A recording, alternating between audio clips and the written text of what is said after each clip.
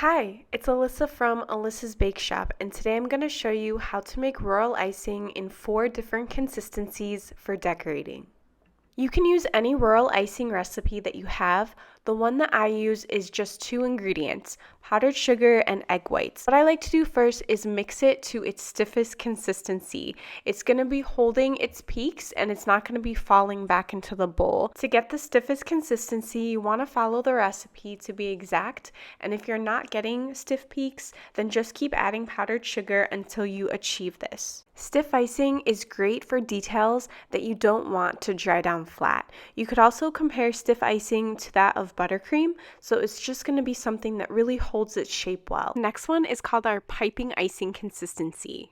You can think about it like the texture of toothpaste, where it will move, but it's still going to be more on the stiffer side. So what I like to do for my recipe is add a tablespoon and then I mix, and then I go back in and I add a teaspoon of water and then I mix it again. But keep in mind your recipe is probably going to be different from mine, so you have to be careful about how much water you add. A spray bottle will definitely help you to have more control over how much water you're adding to the mix. But even if you do add too much water and it is too thin, it's okay because royal icing is super easy to fix. All you do is add some more powdered sugar. You can also use the 20-second rule. Basically, you just take your whisk and you sort of make a peak in the bowl and you count how fast it takes for it to smooth itself out. Using this timing technique is easy and it's a good indicator to see if your icing is ready. The next one is medium icing consistency. I feel like this one is really open to interpretation for a lot of decorators because everyone has a different idea of what medium should be. I usually add about 1 to 2 teaspoons, sometimes 3, just depending on how my icing is doing. And I really like to use this for piping, for flooding. I use this consistency probably the most because it's just something I find that you can work with for lots of varying designs. I suggest about 15 seconds for this one, and you're going to be looking for it to look like honey or syrup. The last one is going to be our flooding icing. So this one is very thin down.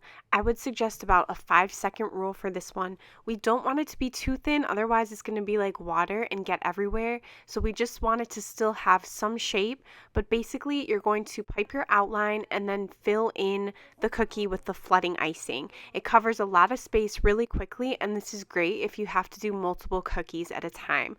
This is also going to be the one that takes the longest to dry. So just to recap, stiff icing is like buttercream frosting.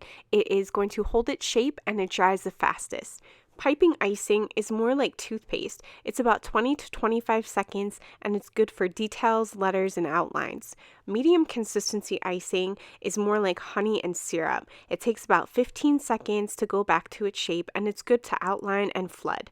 And the last one, flooding icing, it needs about 5 seconds and it's really good to fill in cookies that have been outlined. This one also takes the longest to dry. I hope that this video was helpful for you guys, and I will see you in the next one.